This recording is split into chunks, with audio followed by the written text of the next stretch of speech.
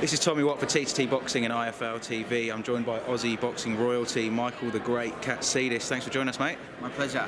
Last time we caught up was just after the Jeff Horn fight, and we're both enjoying that victory. Yes. So, have you seen much of a change in Aussie boxing since that night? Yeah, like this, yeah, definitely. People are more excited now. People pay more attention to the boxing.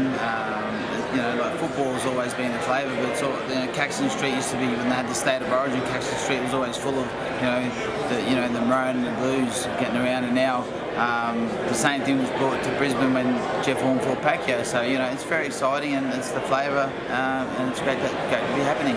Yeah, and off the back of that, we see DDP new promoters on this show tonight. This is their debut show, and they've gone pretty big for their first ever attempt at a show. What were your thoughts on their ambition there? Well, look, it was just an absolute honour to be invited to this event. I'm semi-promoting an event myself at the Gold Coast, and I know how hard that is, doing what I'm doing and promoting as well. It's very difficult, and these guys have done a fantastic job, and just the class of the event, I think that's very important. It's very classy, and they've lifted the game, and I like the image, and it's just going to help boxing as a whole. That's it, yeah. The more promoters and the more fights we can see, the quicker it's going to grow. So you're promoting a show yourself on the Gold Coast. Tell us a bit more about that. Yeah, so I'm promoting King of the Coast. So basically there's 24 fighters, there's 12 fights, and there's going to be 12 Kings of the Coast. So they train with me for 10 weeks, and they have their first fight. So it's just something exciting. It's giving something back to the sport, and taking these guys through everything I've been through and sharing my experiences. I really love doing that, and I keep fit training with the guys as well, and I always learn some things by training other people as well. So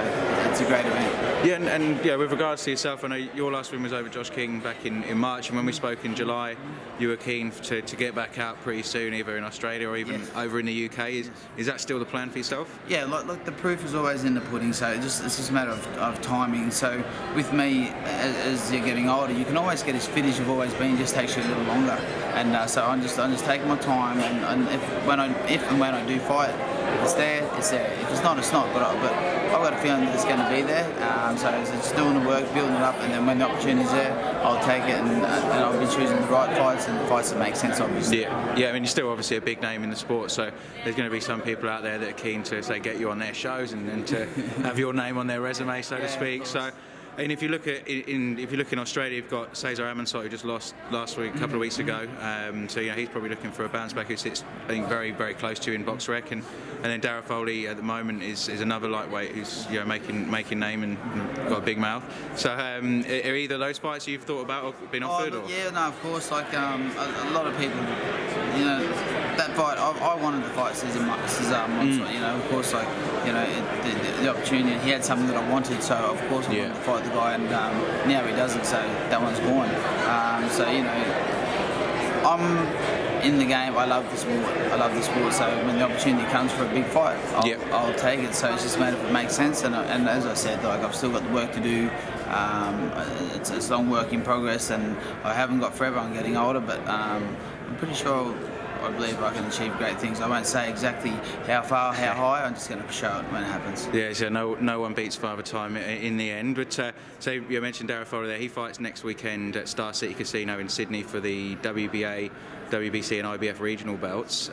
So if he comes out of that fight victorious, is that potentially a fight you'd like to get those belts? I haven't even looked at him. There's nothing in Australia that I've really even looked at, because it starts with myself, what I'm achieving within myself, and my training, where I'm at. And then when I know that I'm at my best, then I'm ready to take on. See what comes. Yeah, of course. Yeah. All right. Well, look, best of luck with Kings of the Coast, and so hopefully we'll see you back out in the ring very soon. And look, thanks for your time, and enjoy your night. Absolute pleasure. Thank you. Cheers, Michael. Thanks, mate.